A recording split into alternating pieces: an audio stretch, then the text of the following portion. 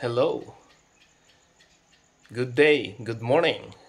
Ngayon ang oras sa aming barangay ay 5:30, June 6, 2024. At gusto kitang kumustahin.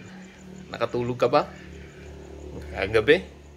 Ako po'y sa totoo lamang ay 3 hours lamang nakatulog.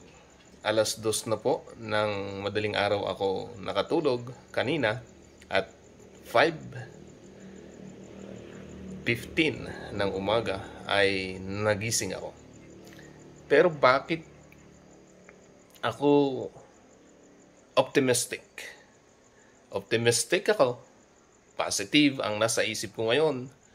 Umagang ito dahil alam ko na yung nagawa ko kagabi nung hindi ako makatulog, nag-isip ako ng mga bagay na ikagaganda ng araw ko ngayon at sa mga susunod pang mga araw.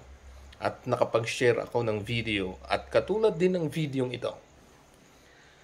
May mga pagkakataong tayo ay talagang parang hindi makatulog. And that's normal. Bakit?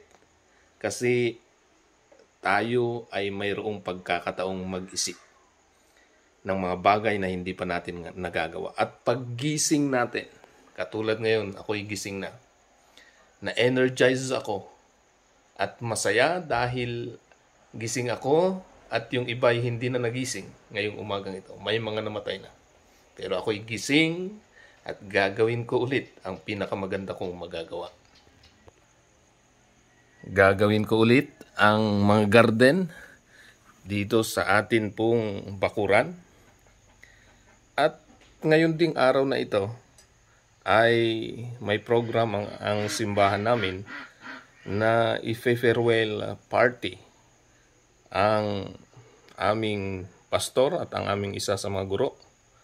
Pupunta sila sa ibang bayan, sa bayan ng Kalintaan, Occidental Mindoro, at kami magpapasalamat sa kanila at ako ang magdadrive ng kanilang sasakyan. O diba? Napakalaki ng gampanin na aking gagampanan. At talaga namang yung gampanin ko ay hindi po basta-basta sapagkat yung sasakyan ay talagang dapat nating ma-ready at wala dapat masasaktan, walang madidisgrasya. Samantalang iniisip ko ito'y napakabuti ng Diyos sa atin. Napakabuti na mayroon akong pagkakataong katulad nito na maglingkod sa aking kapwa at magagamit ko ang panahon ko sa tamang bagay.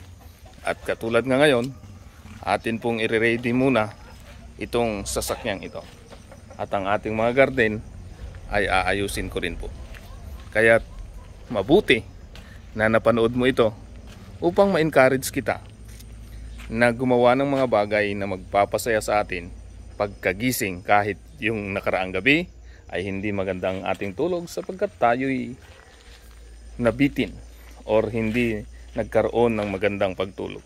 Pero ngayon babawi tayo. Gagandahan natin ang ating araw para mamayang gabi makakatulog na tayo ng maayos at naging kapakipakinabang na ang ating buhay.